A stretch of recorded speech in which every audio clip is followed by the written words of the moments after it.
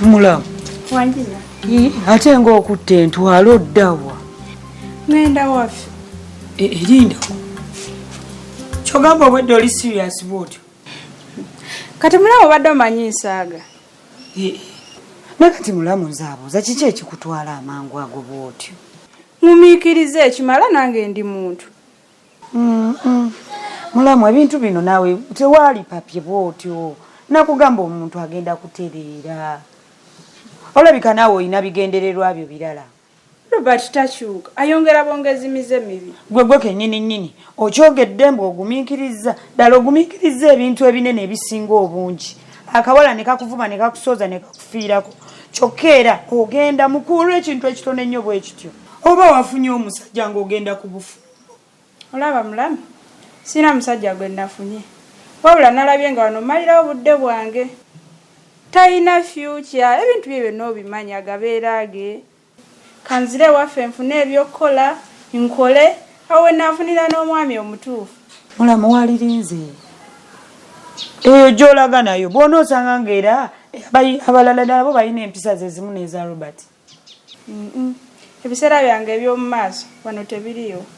Nze mulamu nkakasa wali badde osigala. Kale n'ekirala linda balogo ogende nga waali. Kati Robert mwagaza ki? Andi wano yansembi sina kye mwagaza. Naye nno nkubuli okimanyi nti akawala kakusinzizza amaanyi. Akaliwa ka Vivian. Oyo Vivi era naye Robert ajja mulekawo okusinza Robert ku byakola. Vivian wanaaba amanyi kyayagala naye ajja mulekawo. Ekintu okitadde mangu olimba. Naye mulamu mu butuufu nze mbadde sinayagala ogende. Gumamu. Ekituufu ngumiikiriza mulamu ne bannange omuntu otuuka n'okoowa. Robert omulaba kati wano nyononerawo budde bwange tewali kirala. Mulamu nno munaye saagala ogende wejjusa. Sisuubira kubeera tewaliwo kalungi wano ke mbadde nfunawo mpoziko ggwe ate era ggwe nja kuddanga nkulabeko. Kati wano ki kye ngenda ossubwawo? Gwe nawe n'olinga gwe basindiikiriza obusindiikiriza nti genda. Olina bw'oyambaza ekiti Robert yakikwana. Bannange nze simanyi nakumanja naye ye ate kati naakola ki mulamu? Naye nja kuddanga nkulabeko mulamu kuba gwe obadde mulungi. Naye ne sikulaba nze nzekka ffenna. Oyo Robert seetaaga saagala nakumanya. Naye tobadde muntu mubi. Ekituufu naawe era obadde mulungi. Amazima ngenda kumiisinga. Kale kankweyo ka transport kakuyambeko mu kkubo ndowooza. Mulamu ampadde ssente. Nga neeyaza. Wabula mulamu era gwe obadde mulungi. Webale. Mukama kulembere. Kale mulamu. Naawe beera bulungi. Naye bw'obeera eyo munnange otulowoozaako. Mulamu gwe nja kudda nkulabeko. Si nze nzekka. Ffenna. Oyo Robert ye baawa seetaaga. Kale mulamu. Beera bulungi. Kale.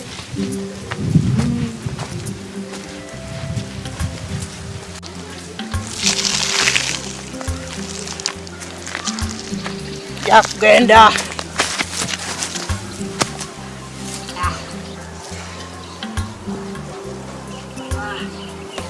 Yakugenda. Ndabane wa. Ye yakoze bala mwana amanyi. Wa. Yakpakwa.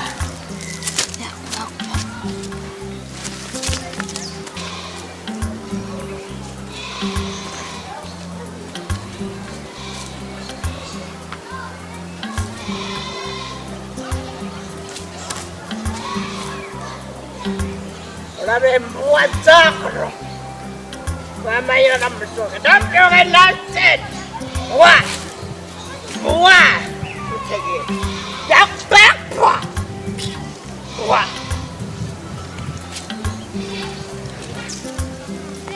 Ana wamwanyine. Yakoze bara. KIRIBEDDA. Tewali ajirida. Wazakuno bafu. Bamala banangira mbwa yakpakpa Bwa. Bwa. Bwa. Namusoke. Bulijjo naawunywa. Ekyatogula. Manyoko. Kale gwe muntu gwe mbadde nnyiza osembayo okulowooza nti onywa. Nywa gwa nyoko oba gwa jjajaawo. Jjayo ebisiraani by'ompiteyo. Yitawo. Omubbi Nabbani. olowooza tetukumanyi. Wabba akalulu. Twabimanya. Kalulu. Wakabba bubbi. Oli awo watubba. Nakawangula alaali.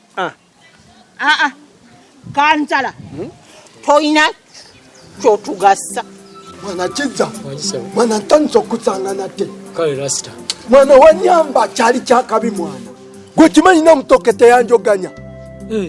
Yakkiriza ddemu n'agimpa. Layira. Ekyaddala olwajjayo netoka ndi musimba wali ddemu yagimpa mazima. Mulwe kyamazima webale kumbeererawo. Kati olaba kati mbadde nsaba mwana ku mulundi guno gwokka ombeereremu. Kubanga ekyaddala obuyi wawo tewali. Kyembadde nsaba funirayo amajja mwana amalala sobola okufuna amasiteeti amalala at least wengenda okusiba ddemu yange. Ate obadde osula wabadde ki? Tokola boli tano wange chicken ghetto titobola kumugoba okitegeera. Kati ate tano wange sisobola kumuteeka mu ddemu wange okitegeera mwana. Kati mbadde njagala tano wange wali mulekewo ate omuziki okimanyi tugukuba naye. Kati nze nendefuna amasiteeti amalala mbere neddemu wange.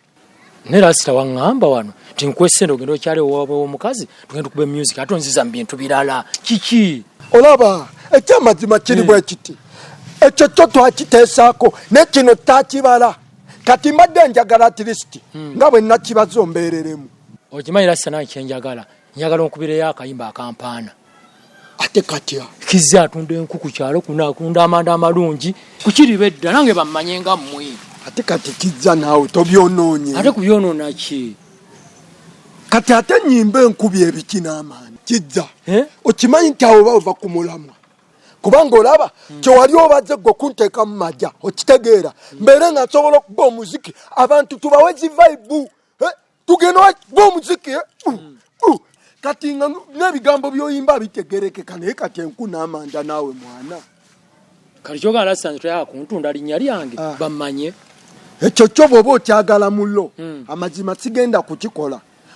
Olaba abantu bamanyidde mu kukuba omuziki ogw'amakulu mwana okitegeera. Kati nga nzira mu kuyimba ebyo ebyekidoogo ebyekiddaawa mwana nti ate Kizza atunda enku n'amanda kati nyimba entya enku amanda ne Kizza enku amanda. Nedda mullo nedda nze nkigaanyi mwana. Oli muyiyo ojja kuyiiya. Ekyokuyiiya kyo kiveeko mwana kubaana oba onyingiridde ate jjukira nti nkoze tabwongo kitegeera. So ekyo tukireke mullo tukuba omuziki tukubire abantu omuziki naye binene byokugamba mbu ate kimanya mbu ate Kizza enku n'amanda apaana nze sigenda kukikola. Rasita bw'oba oganye nange sigenda kukuwa ssente za kupangisa nnyumba. Ate lwaki? Ate bana kyegambye okiganye. Ati kati gw'olina kyotategedde mwana tikati kino kyeŋŋamba okuyiiya mwana tekirina kye kitwongerako okitegeera. Tuyiiye kiri eky'omuziki gwaffe tukubire abantu omuziki naye bino tubiveeko ebyenku n'amanda mwana. Rasita sisobola kwongera ssente kati naye tumalirize kiri nkukakasa nja kukuwa ssente nga tumalirize okuba emiziki. No teekamu amajja gwe tukole ssente vamu ebyo naawe tobiteekamu feeringi. Kale nzikiriza naye birabika tubireke tutandike ebipya. Ijelo ne mwana lwakuba mwana tombeereddeewo. Rasita sigenda kukuwa ssente tumala kukuba miziki kyo nkikakasizza songera ssente ndanga tunakuba miziki. Ijelo kati nja gukuba omuziki gwo. Kale rasita kati ze ngezi jaba tulabagana. Kizza ogenda otya tokoleke tombaddeyo omudda. Rasita tumale kumaliza bina nja kusere. Wandimpaddeyo omudda at least. Soke tumalirize. Kale nze naye mwana at least wandimpaddeyo omudda. Namuso. Kankubuuza bw'oba otugatta lwaki naleeta abawala bange bawase n'obagaana balina musango ki Munaye nze nakubuulira nti nina omukazi anti Nalukenge yakuloga tosobola kwawula kalimbwe ku ttimpa tubimanyi lwakuba tusirika tosalawo gwe nga otwegulako n'ogabagaba obuntu nze sikwagala era nekyalo ekikwagala nga bannonda tetukwagala Namusoke kyokola kikyamu obudde misana oli ku mwenge enja togula oba nywa gwa nnyoko gena omugambe tasogola mbwa kale mbadde sikimanyi nti omukazi gwe weesibako Nalukenge mulogo kale oba ng'olowooza tukwagala ekyupa eno eweddemu teekamu ate nze ntunda kati leeta sigula mwenge Namusoke leeta ogwa Namusoke leeta Namusoke sigulira abantu mwenge bwe butumbaavu bwo naye dde ewaka oswala ku kitundu kwoyita abantu bakulaba gwe tondaba bireke olabye ngendawa ngendawo lino ligendawo eriryo lidde toyita wali kati atodde eno kati ntwala kankuleka ogende anti gwamanyi genso mbereza mbereza omwenge gwa beera bulungi naye bulijjo onywa omwenge bakuloga mulina ebisirani ne manyoko we yagenda e Bulaaya yakomawo nga talina kyalina bakuloga Nalukenge yakuloga tolina makulu naye kyengenda we watufu oba si we watufu kana akawuta kansala kandibanga kabadde katufu bangende